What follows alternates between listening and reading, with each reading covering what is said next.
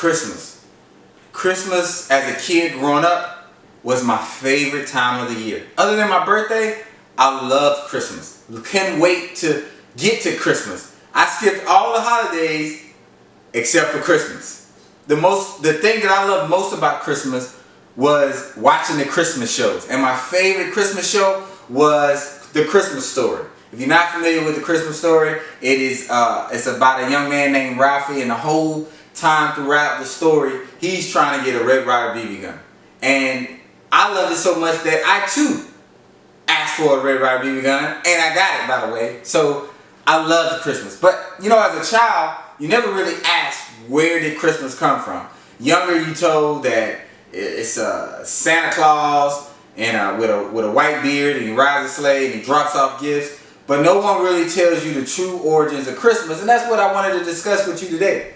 But before I get into that, I wanted to touch on three main topics. The first thing, I will discuss the history of Christmas. The second thing, why did we adopt Christmas as Christians? And then lastly, discuss what should you do now that you know the origins of Christmas.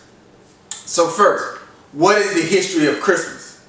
Initially celebrated by Constantine. Constantine was one of the first Christians to become a Roman Empire, and one of the things that he wanted to do is celebrate Christmas. Later on, the Pope adopted it as an official day of Jesus' birth. So December 25th became the official day of Jesus' birth. So that's what the whole December 25th, Jesus in the manger, the whole nativity scene, all of that was wrapped around the December 21st and was wrapped around Christmas. One of the strange things that I found about Christmas, however, was it was adopted to absorb the traditions of a pagan festival party, basically. And during that time, the festival that they did, there was lawlessness. You could do whatever you want and you would not be punished for it. I think one of the movies that we can relate it to is the movie called Purge. And it was a Saturnalia type ritual, and we celebrated. The second thing that I want to discuss with you about is why was it adopted by Christians, and I touched on it briefly. But not just Christians, but different cultures all around the world, against their religious beliefs, in some shape, form, or fashion, celebrate Christmas.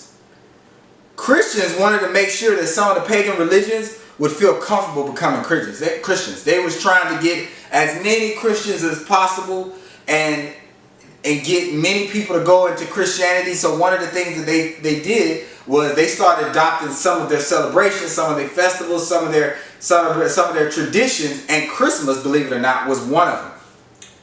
Christian leaders were successful. They were very successful in adopting Christmas into the Christianity. And that's what I found. I found it tricky, but we still celebrate it today. And lastly, what should we do? By no means am I the foregone expert of Christmas. But doing a little research, I realized that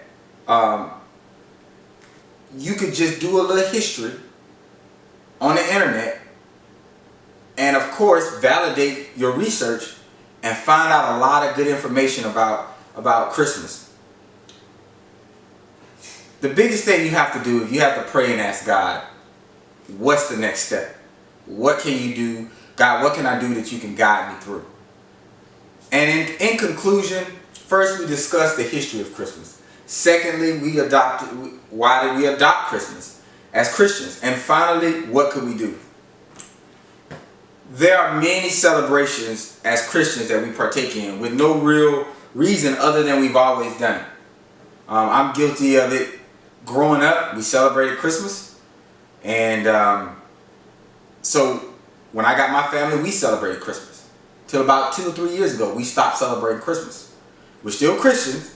But after we found out and did some research on the history of Christmas, me and my wife started talking, and we had to explain to our kids why we didn't celebrate Christmas.